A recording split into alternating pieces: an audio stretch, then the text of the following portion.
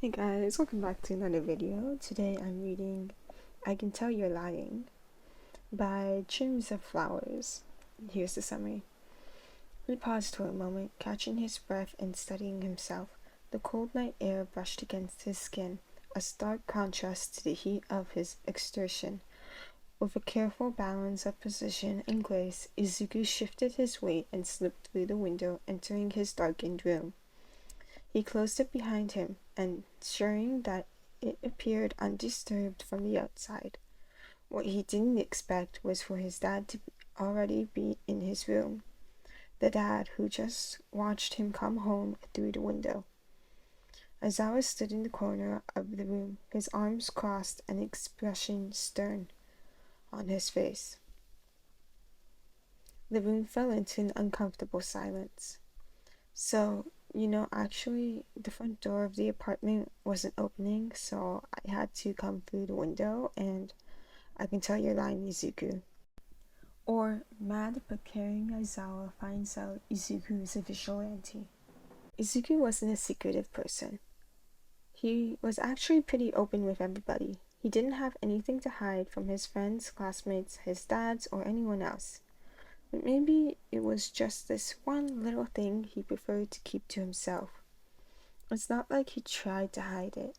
It just didn't make sense to go up to people and say, "Oh yeah, my name is Midoriya Izuku, and I'm also a vigilante." Cool, right?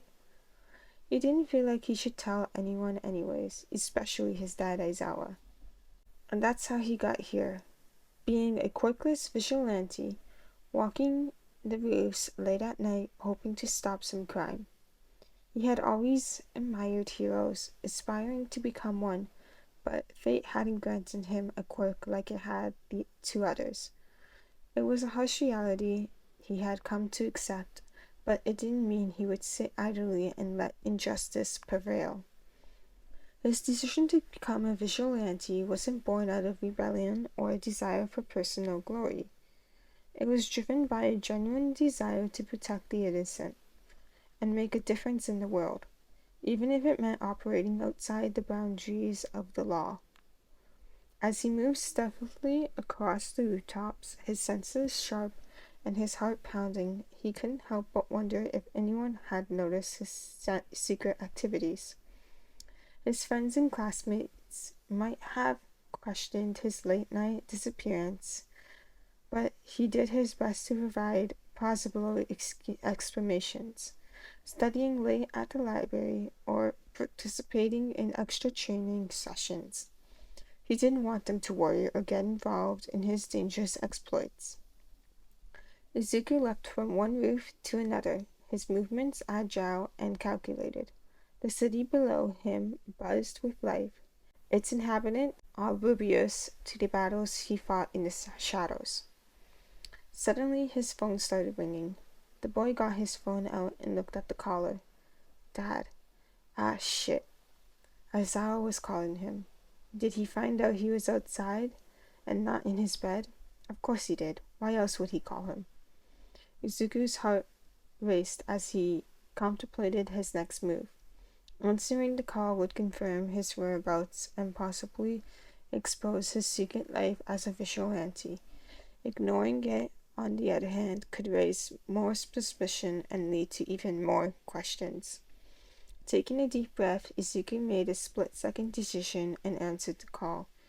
He brought the phone to his ear, trying to sound as casual as possible. "Hey Dad, what's up?" There was a brief pause on the other end before Aizawa's voice came through, laced with a hint of concern. "Izuku, where are you? You're not at home." "Oh, well, I'm just at a friend's house. We are studying for a test," Midoriya responded. "Izuku, I can literally hear the wind and cars through the phone. You're outside." Izuku's heart sank as he realized his hastily crafted lie had crumbled under Aizawa's scrutiny. He had underestimated his father's perceptive nature once again. We went out to buy a snack." "It's literally 1 a.m. Izuku," Aizawa sighed. "I just came back from patrolling, and I decided to check up on you, and you're not in bed."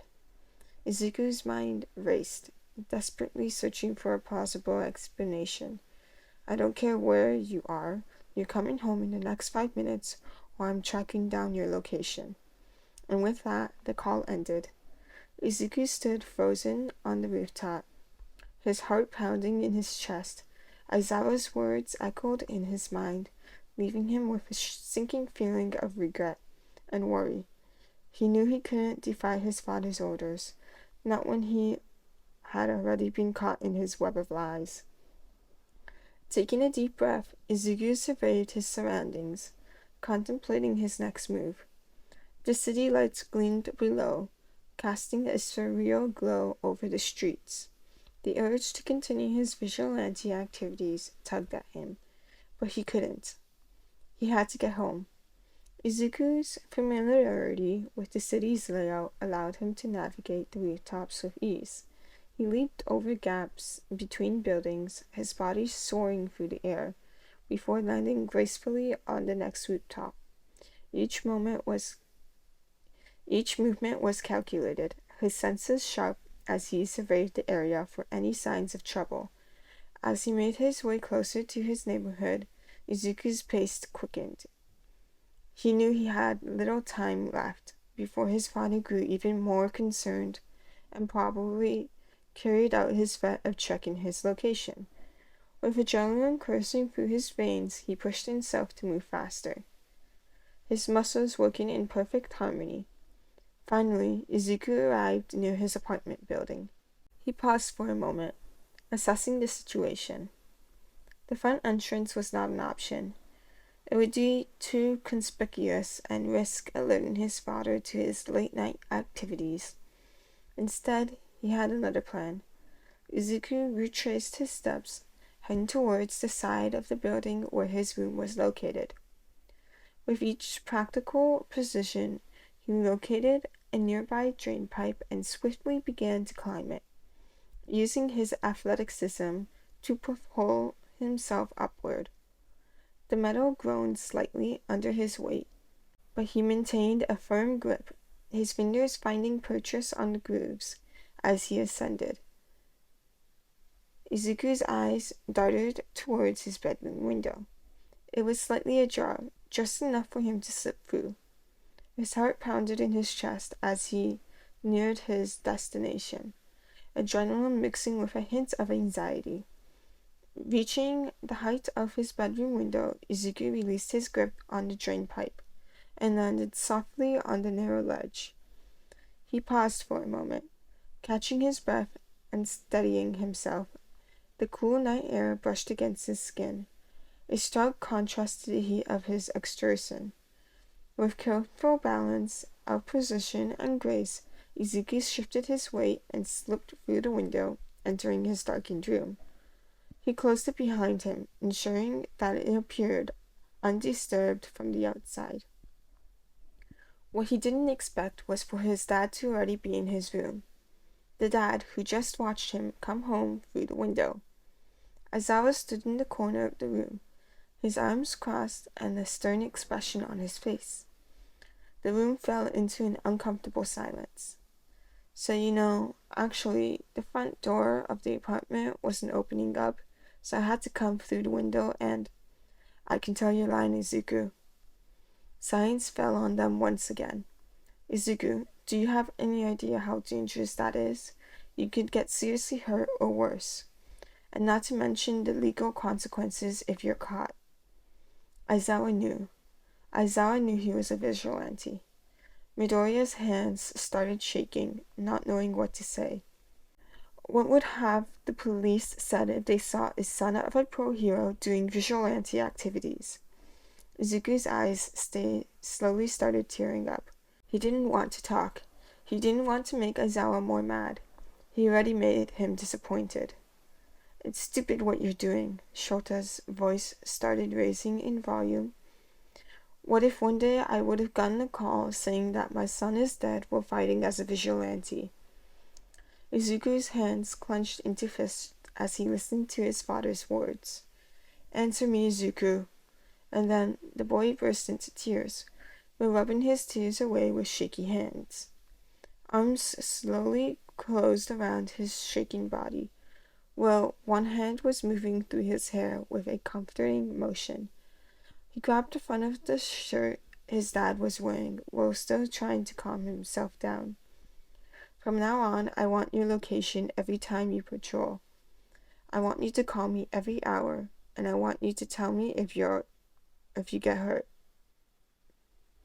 Did Izuku hear that right? Was Shota letting him keep being a vigilante? But I thought you would be mad. I thought you would tell me to stop, Izuku managed to say, his voice still shaky from his earlier outburst. Would you have really stopped if I told you?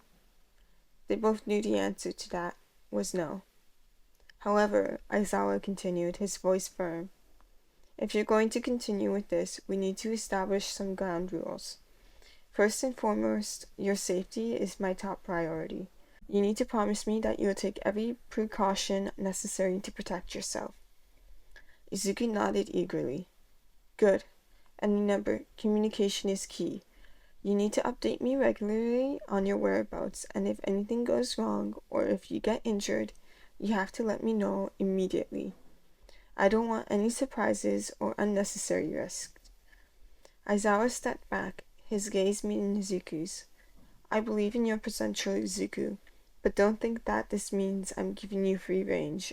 If at any point I feel that your safety is at serious risk, or if your activities start interfering with your well-being or studies, we'll have to readdress this agreement. A small, almost imperceptible smile tugged at the corners of Aizawa's lips.